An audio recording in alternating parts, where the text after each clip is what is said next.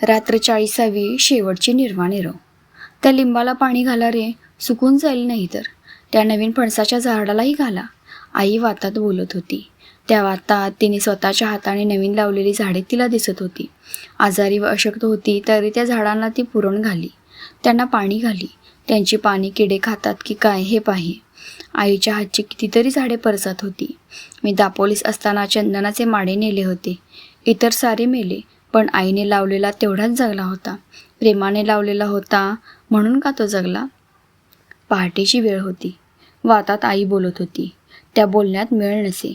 क्षणात झाडांना पाणी घाला म्हणे, तर क्षणात ती पहा दौंडी देत आहेत, मला कानात बोटं घालू दे असे म्हणे. पुरुषोत्तम फक्त निजला होता. बाकी सारी मंडळी आईच्या भोवती होती. साऱ्यांचीच तोंडे उतरून गेली होती. म्लान झाली होती. जणू त्या घरात मृत्यूच येऊन बसला होता. तो पहा, त्या खुंटीवर श्याम बसला आहे. खाली ये रे गुलामा. लहानपणाचा हट्ट अजून नाही गेला. ये मला भेट. आईजवळ नाही हट्ट करायचा तर कुणाजवळ? पण आता पुरे, ये मला भेट. आईचे वातात बोलणे चालले होते. अक्का, अक्का. मावशी आईला हाक मारत होती. आईला शुद्धीवर आणण्याचा प्रयत्न करीत होती.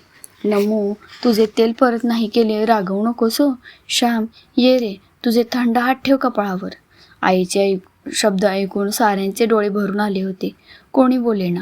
सारे स्तब्ध. तुमची मांडी हीच माझी आबरू. दवंडी देतात, द्या म्हणावं. तुमचे पाय आहेत ना मला, कुंकू आहे ना कपाळाला. मला माझी आबरू कोण नेणार? कोणता सावकार आबरू नेईल? माझी आबरू ती का त्या दागिन्यात, घरादारात, शेताभातात आहे? त्यांचे पाय, त्यांची मांडी, त्यांचे प्रेम, यात माझी आबरू. द्या रे त्यांची मांडी मला. असे म्हणून आई उठू लागली. ती कोणाला आवरेना. साऱ्यांनी तिला निजवले. वडील आईचे डोके मांडीवर घेऊन बसले. पाणी, पाणी, आई म्हणाली. मावशीने आईच्या तोंडात पाणी घातले. अक्का, मावशीने हाक मारली. आईने स्थिर दृष्टीने पाहिले व काही नाही, काही नाही असे हात हलवून दाखवले. थोडा वेळ शांत होती. घेतलंय माझं डोकं मांडीवर? आईने विचारले.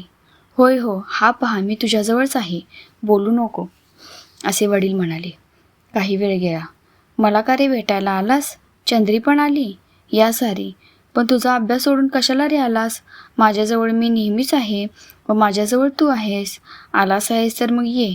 असा रुसू नको श्याम. मी दळायला लावले म्हणून रुसलास? आता नाही हो दळायला लावणार. आता संपले. ये श्याम. नाही काय म्हणता? तो पहा मला दिसत आहे समोर. श्याम असतो. तुम्हाला ओळखता नाही आला म्हणून मला नाही का ओळखणार? मी आई आहे त्याची. अशी वातात रात्र गेली. दिवस उजाडला. पुरुषोत्तमला मावशी म्हणाली, राधाताईंकडून हेमगर्भाची मात्रा आणून ठेव. जा. हेमगर्भाची मात्रा शेवटच्या क्षणाला देतात. 2 मिनिटे आणखी जरा दुगदुगी राहते. मावशीला आईचे चिन्ह काही बरे दिसेना. एका रात्रीच आईचे डोळे किती खोल गेले होते. त्या दिवशी संकष्टी चतुर्थी होती. वडिलांना उपवास असे, परंतु ते अशक्त झाल्यापासून दुपारी धान्य फराळ करीत, सोजी खात.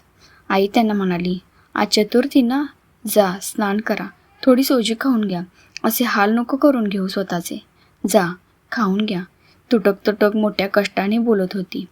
वडील उठले, स्नान करून देवळात गेले. येताना त्यांनी गणपतीचे तीर्थ आणले व आईला दिले. आईने धाकट्या पुरुषोत्तमला जवळ घेतले. त्याच्या तोंडावरून हात फिरवला. अत्यंत क्षीण स्वराने ती म्हणाली, बाळ, चांगला राहा, हट्ट नको करू. दादा, अण्णा आहेत तुला, मावशी आहे, चांगला नीट वाग. पुरुषोत्तम रडू लागला. आई सारखी त्याच्या पाठीवरून हात फिरवत होती. सखू, साऱ्यांनी खाल्लेत का? आईने विचारले. होय अक्का, मावशी म्हणाली. सखू, सारी तुझी हो. माय मरो मावशी जगू.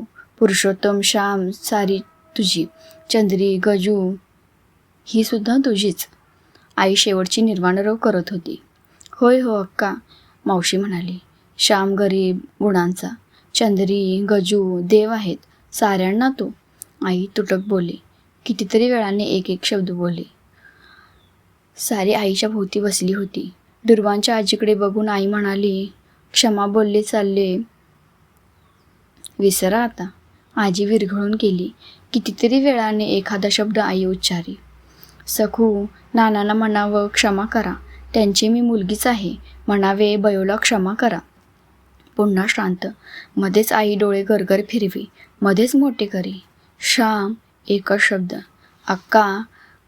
त्याला आज बोलवते हो, मावशी म्हणाली. मावशी भाऊंना म्हणाली, भटजींना बोलवा व गोप्रदाने सोडवा. मरताना गायदान द्यावी असे आहे. गाय नसेल तर काही पैसे गोप्रदान या नावाने देतात. आईच्या हातून गोप्रदाने सोडण्यात आली. आईला बोलता येईना. वाणी गेली. ती नुसती पाही. पुरुषोत्तमाच्या अंगावरून हात फिरवी. मध्येच वर बोट करी. देवाकडे जाते असे सुचवी. बऱ्याच वेळाने होती नव्हती ती सगळी शक्ती एकवटून ती भाऊंना म्हणाली, तुम्ही जपा, हाल नका करून घेऊ. मी सुखाने या मांडीवर. तिला जास्त बोलविना. सारे शांत होते. आईला ऊर्ध्व आला. गावातील वैद्य कुशाप्पा आले. त्यांनी नाडी पाहिली. अर्धी घटका. ते खिन्नपणे म्हणाले व गेले.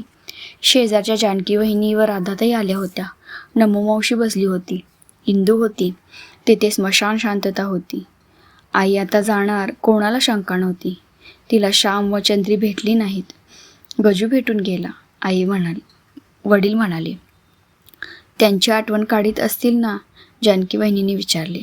आईचे होठ हलले. असे वाटले काही बोलायचे का होते, काही सांगावयाचे का होते, परंतु बोलवत नव्हते. ते ओठ राम म्हणत होते की श्याम म्हणत होते. राधाताईंनी हेमगर्भाची मात्रा उगाळली. खाली जाणाऱ्या जिभेला त्यांनी चटका दिला.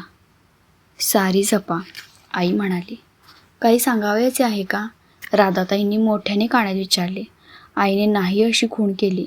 घरामध्ये मृत्यू आदल्या दिवसापासून आला होता. शेवटच्या क्षणाची तो वाट पाहत होता. पुन्हा एकदा आईने जोर केला व म्हटले, सारे सांभाळा, देव आहे. शेवटची लक्षणे दिसू लागली. जीभ आत ओढली जाऊ लागली. वेळ आली. देवाघरी जाण्याची वेळ आली. मंगल वेळ आली. राधाताईंनी गंगा आणून 2 थेंब तोंडात घातले. तुळशीपत्र तोंडात ठेवण्यात आले. आईला घोंगडीवर घेण्यात आले. देवाकडे जाताना विरक्त होऊन जावे लागते. थोडा वेळ गेला. राम ऐकू आले. आईने राम म्हटला.